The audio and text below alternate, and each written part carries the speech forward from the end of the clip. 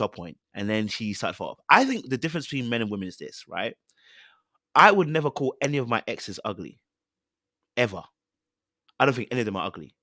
I think they're fine ass babes. Could I get a baddie who's better than them? Technically, yes. But I would still never call any of my exes ugly. I think this is the difference between men and women. She can go around saying my exes are ugly, but the difference between us is that we would never call any of our exes ugly. I think as a man, your pride is this. I'm sorry. Even if I think there are baddies out there who are more attractive, even if I compare them to my girl, that meme that says she's attractive to me is exactly what us as men are. We don't see ugly because that can't be my girl. She's ugly. She's not my girl. Now, of course, can a man see another woman and think she's better?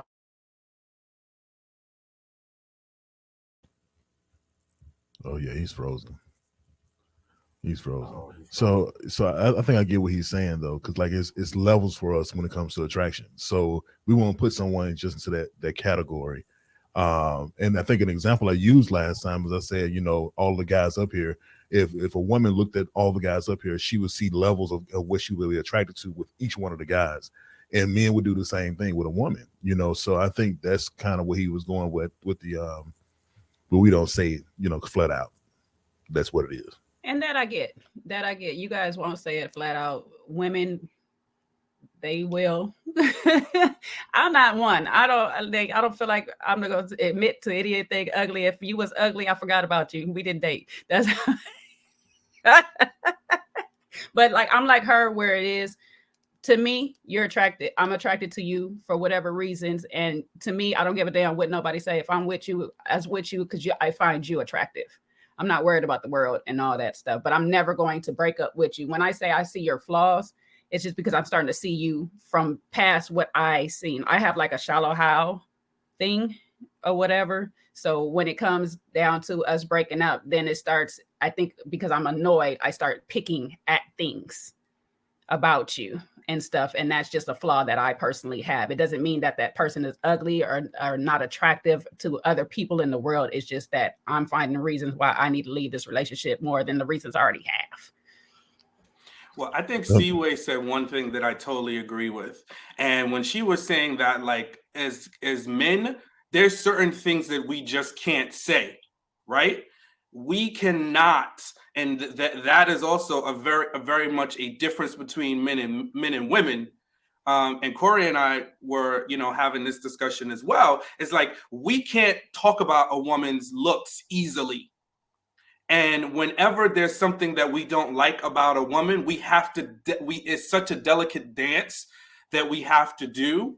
When we are talking about that, because we gonna get canceled, spliced, diced, called every name under the sun for not liking a woman, right? And again, not all, but in most situations, we start talking about women in a way like if we called a woman medium ugly, yeah, that's just not gonna go over very well universally. Now, some women who are highly confident be like, well, that don't apply to me, right? So moving on. But it is met with a lot of resistance when we do it. And I think that there's some instances when we shouldn't, and I'm with it. But that ability to really be honest and really be like, oh, okay, like for women to, and this is why Kevin Samuels got so much flack. And just this particular point, when it came to the women's rating scales, so many women were like, well, I'm a 10. And then the other woman would be like, you a 10. No, every woman can't be a 10. Every man can't be a 10 because there's a scale for a reason. So you need to be realistic. So that reality, a lot of times women struggle with it and look at themselves in the mirror and be like, where do I fall in line? And that's where the reckoning comes, right? Because there are some women who could be like, I know my shortcomings. I know what I got. But then you got the message on the other hand. It's like, oh, you can get anybody you want. No, you can't. I can't get anyone I want, and neither can you. So let's just find ourselves a reality space and let's exist there and not in delusional land. And I think that's where we tussle, because women can have that fantasy of they can be whatever they want to be. Well, a man can't. And we have to exist in reality most of the times. Can I just also say that when somebody that you're with has an opinion of you that you're not attractive, maybe it's physically or whatever, right? In this instance. But when times get tough, or there's arguments, or there's crosswords, or things like that, then guess what comes up? Those personal attacks. And sometimes it's there in the energy that they have towards the person when they're speaking to them, or when they're, trying to be like ask things from them and things like that. So it's not something that you can just switch off. If you're not attracted to the person and you've told yourself that, then you're probably going to let the person know that.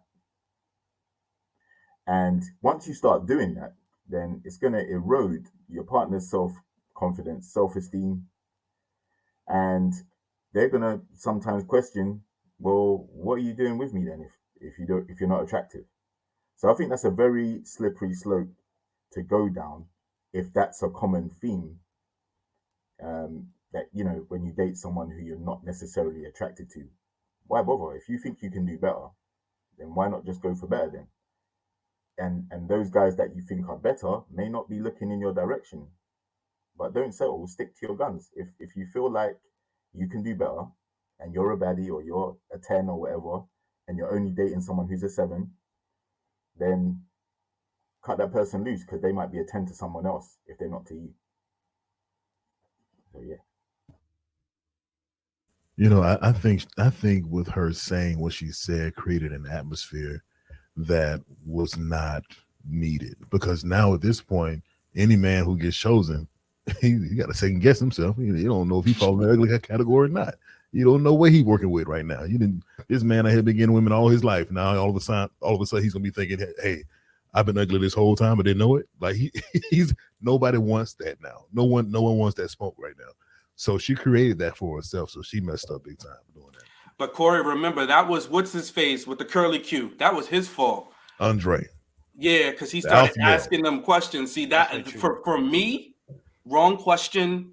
There's you shouldn't, bro. It was like, I don't know where he was going with that question. Like, what's your type? Like, and first of all, Cynthia, chef's kiss to her. Bro, that's a whole other live. We're gonna get there. But she answered the question. I mean, like, I wanted to like hug her, because that's what it should be, right? And I think that's more of where we can get to like a general consensus about this man-woman thing, right? It's like, let's just meet each other, get to know each other, forget about a type, right? Because we all have specifically in our minds what we want a mate or partner to look like. But how about let's get to know each other and put the package together? Mm-hmm. Your physical together with what you have to offer mentally, all of that stuff, right?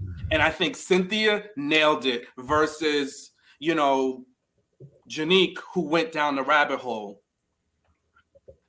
Yeah, I agree.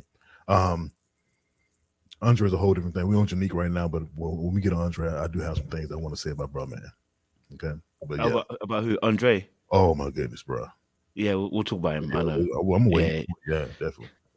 Listen, I'll just be honest with you. Andre is someone, bro. He's a setup person. I wouldn't roll with Andre. He's a setup person. The questions he was asking was setting up, trying to set niggas up, and I don't like that. Seaway, Seaway looked like she went to down the line. So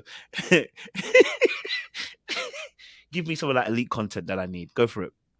I mean, all I'm gonna say is Cynthia gave. She's a baddie. I loved her answers. If I was a PR person, I couldn't have given her better answers to give the men. But then she turns around and gives all of her attention to Andre. And also, I believe she's a mom of 2. I don't know if she's ever been married before. My question is, she seems like she has it all together and nothing together at the same time. So I'm going to wait and see, because sometimes you're better off with the Jonique or whatever her name is giving you the real answer than Cynthia telling y'all what you want to hear, telling you that she's submissive and all this other stuff, because the math isn't mathing. Cynthia she's absolutely my favorite before anybody comes. I love the way she's presenting. As soon as she walked on the screen, I was like, that's a Haitian baddie. I was here for her, girl, girl power, whatever. But then I start trying to figure out, man, this girl, if I was a guy, this is who I would pick. But then I'm like, but then why is she going for the dude with the thing on his head? Out of all the men, Andre, that's giving red flag.